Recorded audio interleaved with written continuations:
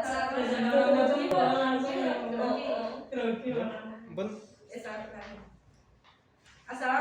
warahmatullahi wabarakatuh. Saya Bu Aimatul Husna bersama rekan saya Ibu Roro Diah Ayu akan melaksanakan wawancara bersama Kepala Sekolah kami, Ibu Ida Eko Cahyani SPD MPD, untuk memenuhi tugas CGP modul 3.1 dengan tema pengambilan keputusan bernilai kebajikan. Assalamualaikum Bu Indah. Waalaikumsalam. Apa kabarnya Bu Indah pagi hari ini? Alhamdulillah sudah agak membaik ini Bu Ain, beberapa hari ini sudah membaik. Ya, suaranya juga masih terlihat serak ya Bu Indah ya. Bu Indah, perkenalkan saya Bu Ain dengan Bu Ayu akan melaksanakan wawancara ini Bu Indah untuk menanyakan beberapa pertanyaan kepada Bu Indah. Untuk yang pertama, saya ingin bertanya kepada Bu Indah tentang adanya kasus yang mungkin pernah terjadi di sekolah kita di SMK Negeri 4 ini. Kira-kira mungkin Ibu bisa memberikan gambaran tentang kasus yang pernah terjadi di sekolah kita kepada kami, Bu. Iya. Kasus yang pernah terjadi di sekolah ini ya, di sekolah kita ya, atau mungkin bisa juga terjadi di sekolah yang lain itu biasanya kasus antara guru dengan guru, kemudian guru dengan siswa, siswa dengan siswa. Itu memang butuh energi dan fokus terhadap masalah itu agar kita bisa memutuskan sesuatu. Seperti itu. Ya Bu. Nah, dari kasus yang tadi sudah disampaikan oleh Bu Indah, bagaimana Indah dapat mengidentifikasi kasus-kasus yang merupakan dilema etika dan atau bujukan moral? Iya. Yang kita tahu kan dilema etika kan berarti kasus ini harus diputuskan secara benar-benar, kemudian harus dipilih salah satu. Nah ini kan sesuatu yang berat ya Bu Ayu ya. Jadi perlu pertimbangan. Contoh yang mungkin dialami oleh saya dan beberapa rekan saya tentang seragam sebetulnya. Seragam. Kalau dulu memang seragam kita boleh menjual seragam, itu bukan berarti kita akan memperoleh keuntungan, tidak, tetapi supaya anak-anak itu seragam. Artinya tidak ada perbedaan. Ya. Sementara dari provinsi kita tidak boleh menjual seragam.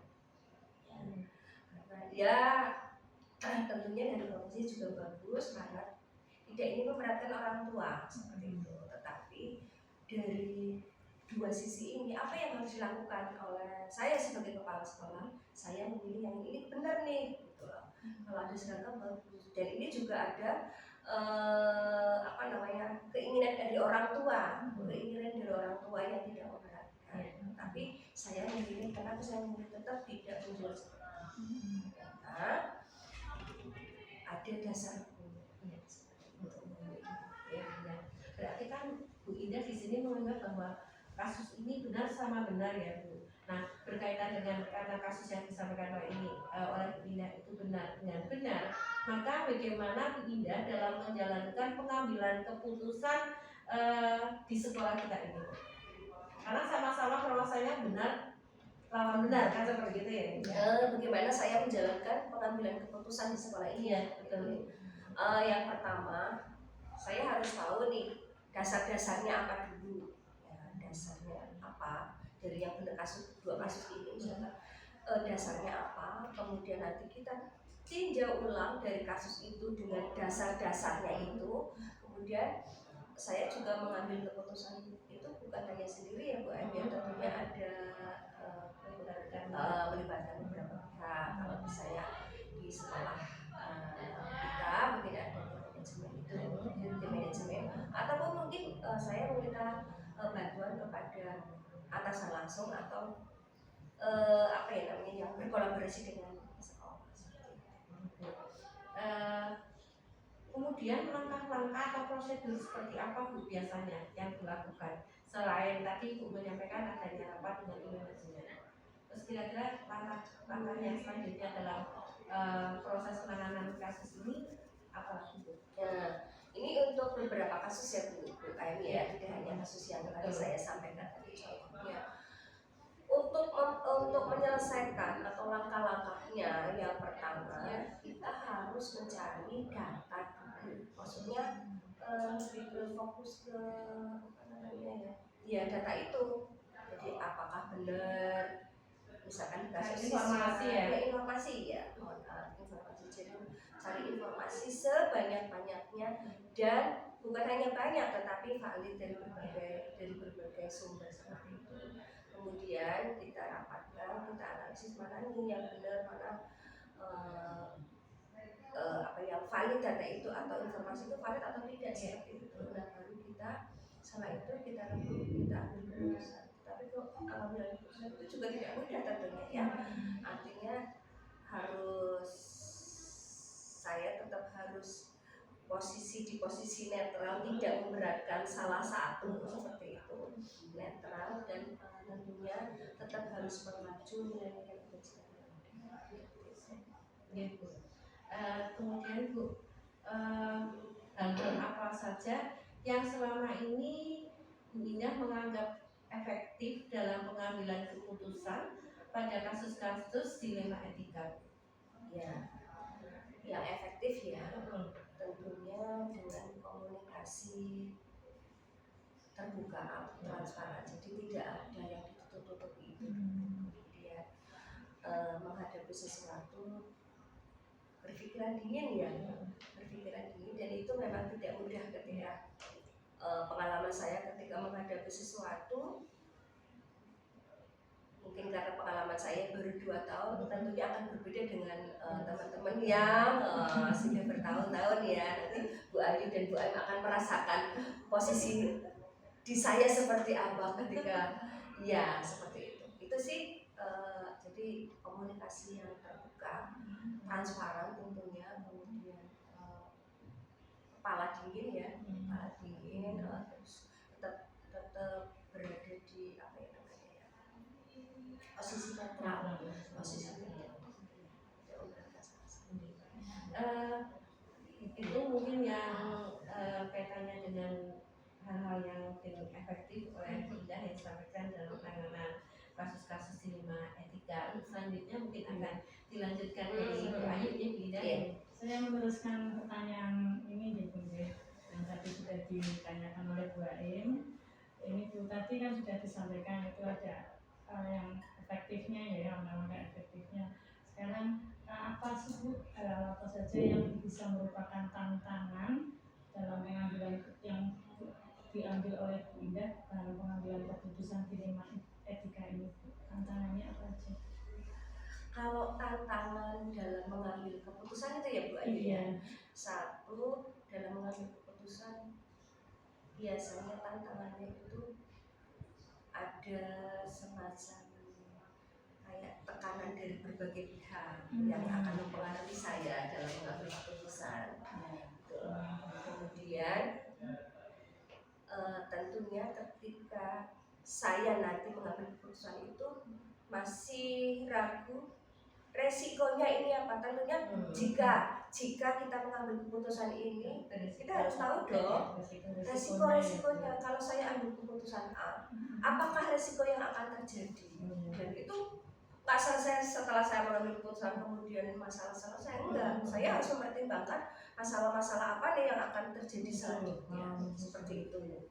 Iya, jadi itu pengaruh-pengaruh dari luar, kemudian resiko-resiko yang resiko-resiko yang akan terjadi jika keputusan itu sudah diambil. Baik Bu Indah. Kemudian Bu, apakah Bu Indah ada sebuah tata kelola atau jadwal tertentu dalam mengambil keputusan itu? Apakah insidental atau ada jadwal tertentu atau bagaimana Bu Indah? Iya, tentunya ada ya, tetapi dilihat dari kasusnya. Jadi kasusnya itu memang harus ditangani saat itu atau memang membutuhkan pemikiran lagi atau ya harus diputuskan saat itu. Contoh misalkan tentang kedisiplinan guru dan karyawan gitu ya, guru dan karyawan sebetulnya bisa juga diselesaikan saat itu, cuma kan kita lihat keurgenan ya, jadi bisa kita jadwalkan seperti itu. Kemudian kalau memang ada contoh nih, misalkan ada siswa kita tawuran, apa yang harus dilakukan? Ya harus ditangani saat itu, nggak bisa dong kita nanti udah biar selesai dulu baru, seperti itu. Berarti ada kasus yang insidental harus diputuskan saat itu juga, ada juga yang dijadwalkan dengan Ya, tetapi pada prinsipnya prinsipnya bahwa jika ada suatu masalah itu harus segera diselesaikan. Ya. Bentuk atau prosedurnya itu seperti apa saja Bu? Contohnya misal yang sudah dilaksanakan Bu Indah. Kalau prosedurnya tadi sepertinya sudah saya sampaikan ya. Jadi cari-cari fakta, informasi yang ada, kemudian dari berbagai sumber, itu kan bisa dari guru, siswa, kemudian masyarakat mungkin ya. Itu kemudian setelah data-data atau informasi itu terkumpul, kemudian kita analisis lah ya, kita analisis alurnya atau kronologinya seperti apa gitu ya. Setelah itu baru mungkin saya butuh pertimbangan juga dari pihak luar gitu, maksudnya dari pertimbangan bagaimana saya nanti akan membuat keputusan itu. Oke, seperti yang tadi Bu Indah sampaikan, ada manajemen, ada dari faktor-faktor yang tadi disebutkan, itu apakah itu termasuk faktor-faktor yang mempermudah dan membantu Bu Indah dalam mengambil keputusan untuk kasus-kasus kriminal etika itu? Iya, tentunya iya. Cuma yang perlu Bu Ayu dan Bu Ani ketahui bahwa ketika mungkin ya, jadi kita akan memutuskan sesuatu, kemudian kan ada nih, saya tidak memutuskan sendiri, tetapi dengan tim saya misalkan, dengan tim saya. Bahkan pun ketika suara terbanyak itu, saya juga tidak harus mengikuti suara terbanyak itu. Nah kalau misalkan suara terbanyak itu ternyata salah, memang ya tidak sesuai dengan aturan, itu kan saya nggak bisa mengikuti itu. Jadi yang saya ulangi, dari informasi-informasi kemudian kita analisis, kemudian aturan-aturannya apa dulu nih, dasar-dasarnya apa, ada yang memberatkan atau tidak, seperti itu. Nah setelah itu baru kita putuskan. Dari semua hal yang sudah disampaikan Bu Indah tadi Bu, pembelajaran apa Bu yang dapat Bu Indah petik atau pengalaman Bu Indah dalam mengambil keputusan di etika ini? Pembelajarannya ya itu, jadi kita sebagai pimpinan pada saat mengambil keputusan satu harus bijaksana, ya maksudnya tidak memberatkan salah satu, harus netral, kemudian komunikasi juga harus terbuka tadi, transparan, terus tetap harus menjunjung nilai kebajikan, dan tidak lupa kita lihat aturan-aturan, norma-norma yang ada di dalam masyarakat, seperti itu. Terima kasih Bu Indah atas waktu yang telah diberikan. Kiranya cukup dari pertanyaan dari kami.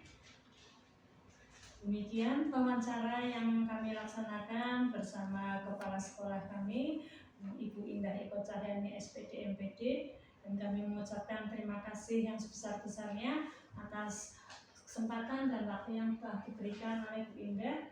Semoga wawancara ini bermanfaat bagi kami dan bagi kita semua. Terima kasih Bu Indah. Assalamualaikum warahmatullahi wabarakatuh. Waalaikumsalam warahmatullahi wabarakatuh.